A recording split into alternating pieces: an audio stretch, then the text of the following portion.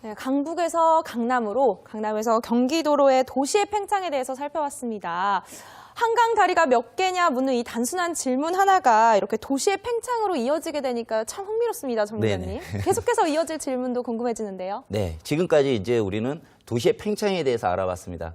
그 다음에 이제 화두로 던질 수 있는 것이 도시의 축소와 도시 재생에 대한 부분을 좀 알아보면 좋을 것 같습니다. 그래서 다음으로 제가 준비한 질문이요.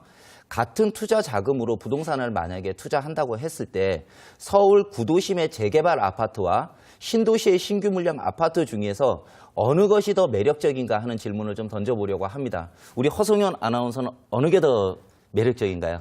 마음 같아서는 이 두 개 다의 투자할 돈을 갖고 있으면 좋겠지만 네. 꼭 하나의 투자를 해야 한다면 저는 좀 신도시에 있는 신규 물량 쪽으로 투자를 할 것 같아요. 네. 제가 좀 새 것을 좋아하는 네. 그런 게 있거든요. 예, 그렇게 대답하시면은 사실은 투자의 관점에서는 좀 어긋나는 답이라고 볼 수 아직 멀었나 봅니다, 있을 것 같아요. 전문가님. 왜냐하면은 지금 서울 구도심의 재개발 아파트 같은 경우에도 신규 물량으로 들어오는 거죠. 그래서 새 아파트인 건 똑같은데요. 요즘 시장의 형태로 보면은요, 서울의 뉴타운 지역이나 재개발 지역들 그리고 재정비 촉진지구 쪽에서 들어오는 아파트 같은 경우에는요, 들어왔다면 부촌이 형성되고 있습니다. 그 내용은요, 지금까지는 앞에서 살펴보았던 도시의 팽창의 시대에 우리가 살고 있었다고 볼 수 있습니다. 하지만요, 지금 정부의 정책의 모뎀이라든지 그런 것들이 도시 재생 정책으로 모여진다는 것은 결국은 지금 서울 지역 같은 경우에 도시 재생에 의해서 아파트들이 많이 들어온 지역들은요, 강북의 구도심 지역을 꼽을 수 있을 것 같습니다. 그래서 강북의 구도심 지역은 지어진 지가 굉장히 오래됐기 때문에 굉장히 오래된 건물들이 많고요. 그렇기 때문에 지금 정부의 정책의 입장에서는 그런 지역들을 새로운 도시로 만들기 위한 주거 인프라를 구현해내는 방법들을 찾고 있는데요. 그것이 도시 재생 정책이라고 볼 수 있을 것 같고요.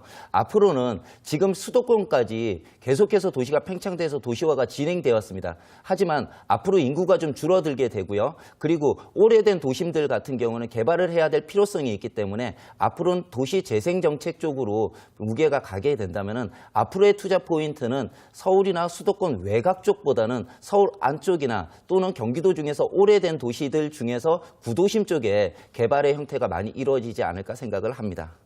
시장의 화두로 떠오르고 있는 도시의 팽창과 축소에 대한 질문 한번 던져봤습니다.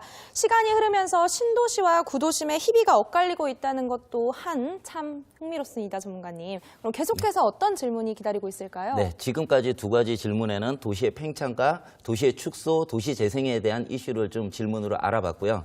네 번째 질문은요, 다음과 같은 겁니다. 유명 프랜차이즈 회사가 5년간 월 1,000만 원씩 안정적으로 주는 월세를 주는 상가 A가 있고요. 그리고 5년 후에 6억 원의 가치 상승이 예상되는 아파트 B가 있다면 A와 B 중에서 어떤 부동산이 더 매력적일 것인가? 여기서 세금과 금융 문제는 변론으로 하고요.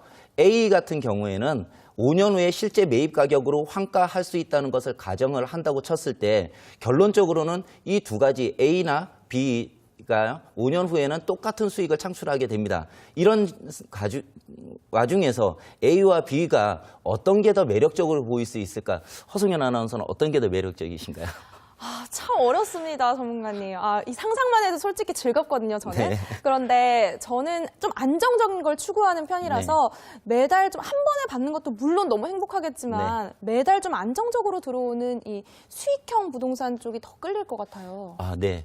지금 제가 이 질문을 던졌던 이유가 지금까지 우리는 부동산 투자라고 하면 일반 가계에서는 아파트 투자를 통한 차익을 실현하는 차익형 부동산에 대한 투자들을 중점적으로 봤을 수 있을 것 같습니다. 하지만 제가 이렇게 질문을 던져놓고 보면은요, 대부분의 분들이 안정적으로 월세가 나오는 부동산을 선호하는 분들이 꽤 많아지고 있습니다.